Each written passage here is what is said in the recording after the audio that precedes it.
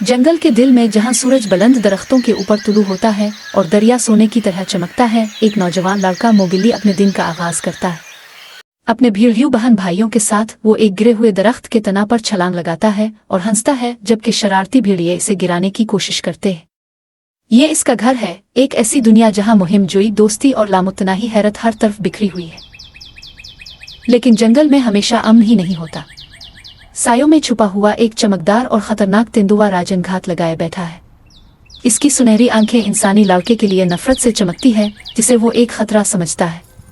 जब मोगिल्ली एक पत्थर के पीछे छुपता है, राजन की गरज जंगल में गूंजती है, जो खतरे की एक खामोश वदा है। बघीरा बकुलमंद सिया चीता जानता है कि मोगिल्ली अब महफूज नहीं है।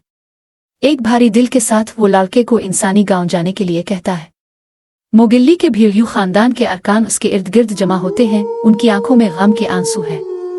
जब सूरज डूबता है, मोगिल्ली अपने बहन भाइयों को मजबूती से गले लगाता है और वादा करता है कि वो एक दिन वापस आएगा, लेकिन अभी के लिए इसे अलविदा कहना होगा। बघीरा को अपने रहनुमा के तौर पर लेकर मोगिल्ली जंगल के रास्ते पर निकल पड़ता है। रास्ता खूबसूरती से भरा हुआ है, दरख्तों के दरमियान से सूरज की रोशनी फूटती है, तितलियां उड़ती है। लेकिन धुंधले दलदलों में खतरा छुपा हुआ है, जहां का चालाक अजदहा अपने जादुई अल्फाज से मोगिल्ली को अपनी तरफ खींचने की कोशिश करता है। एक धूप भरे मैदान में मोगिल्ली की मुलाकात भालू से होती है, एक बेफिक्र रीछ जो जिंदगी के सादा लुत्फ से मोहब्बत करता है। भालू मोगिल्ली को नाचना, हंसना और पके हुए आम का लुत्फ उठाना सिखाता है। अपने भेड़ियों खानदान को छोड़ने के बाद पहली बार मोगिल्ली को सुकून महसूस होता है, लेकिन जंगल के खतरात कभी दूर नहीं होते।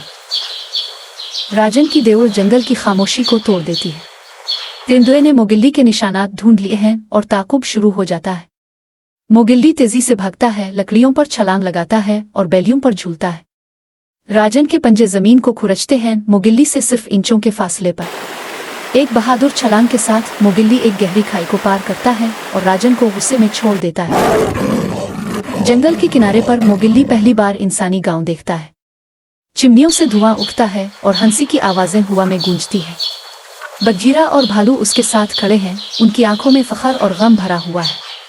मोगिल्ली हिचकिचाता है, दो दुनियाओं के दरमियान फंसा हुआ। लेकिन इससे पहले कि वो फैसला करे, एक गरजने वाली आवाज इसके पीछे से आती है। राजन साइड से बाहर निकलता है, इसका सुनहरी बालों वाला जिस्म गुस्से से कांप रहा है। मोगिल्ली एक जलता हुआ मशल उठाता है, इसका दिल धड़क रहा है।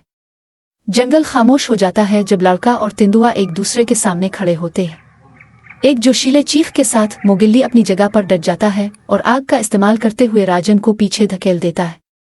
तेंदुआ शिकस्त खाकर पीछे हिट जाता है और जंगल खुशी से गूंज उठता है।